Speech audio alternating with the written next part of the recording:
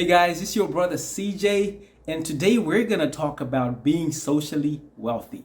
Social wealth towards God. I've heard an expression that says, in order to go faster, go alone. In order to go further, go together. And I believe that the Master Jesus understood this concept well because, see, Jesus always had 12 disciples with him. And if you analyze those 12 disciples, Peter had a boat and he was a businessman.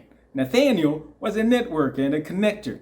Mary Magdalene was loaded. See, Jesus had sense enough to know that what your issue is not that you don't have a plan or a vision, is that you don't have the right people around you.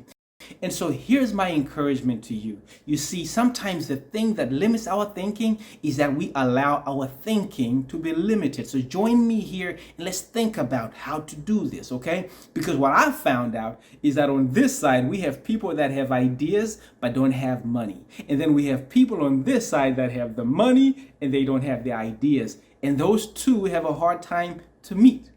A friend of mine told me a joke. He said the only place in the world where rich people and poor people meet is in the bank. He said that poor people come so that they can deposit their money for savings, and rich people come so that they can withdraw the money and use it for their investments.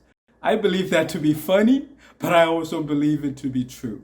And so what I found out is that, you see, all things being equal, people would only rather do business with people that they like. All things not being equal, people would still only rather do business with people that they like. And so the like factor is huge in your life. And so here's what I started to do. I recognized that I had a gift. And I said to myself, I have to sharpen my gift, improve my gift, train on my gift, practice on it on a daily basis so that in my city, if anyone should ever ask about this recommendation, I become the highest recommended person. And what happens is that made room for me in many environments. I'm encouraging you to do the same. Create a card about your gift, write it down, create a website, talk to people about it. And what happens is your gift begins to make room for you. I found a way to become world famous, and I'm going to tell you how I did it. I'm not talking about world famous like on TV, but I'm talking about world famous in my environment. See, I went one day to alter a pair of pants at a dry cleaner's. And when I got there, the gentleman had a picture on the wall, and I'm talking to him, and I said, "Who are these two guys?" He said, "Oh, these are my kids. This is Jorge and this is Luigi."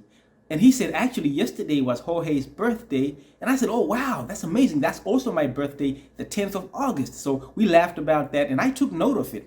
I gave him my pants. He fixed them. I picked them up the next day and paid my money.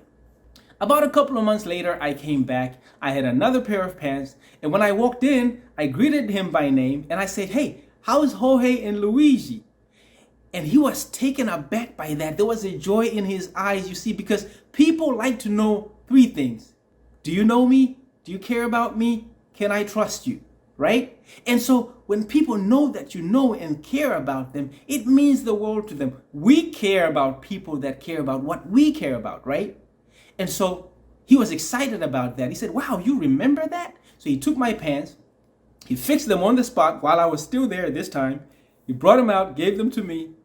And I said, "How much?" He said, "You don't have to worry about that. I got you." And you know what?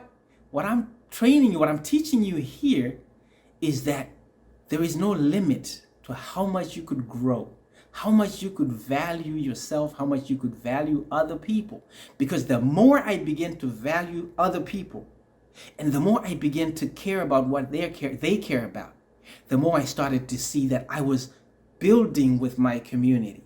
And that's what starts to happen with you too. If you decide today that you're gonna live a life of donation rather than a life of taking. See, because life is not about taking, life is about donating. You're not going to be remembered for what you took or what you saved. You're going to be remembered for what you gave. And what you give is what creates your social wealth towards God. So guys, if what I said helped you today, please comment in the link below and hit the subscribe button. And I'll see you guys next time. Peace.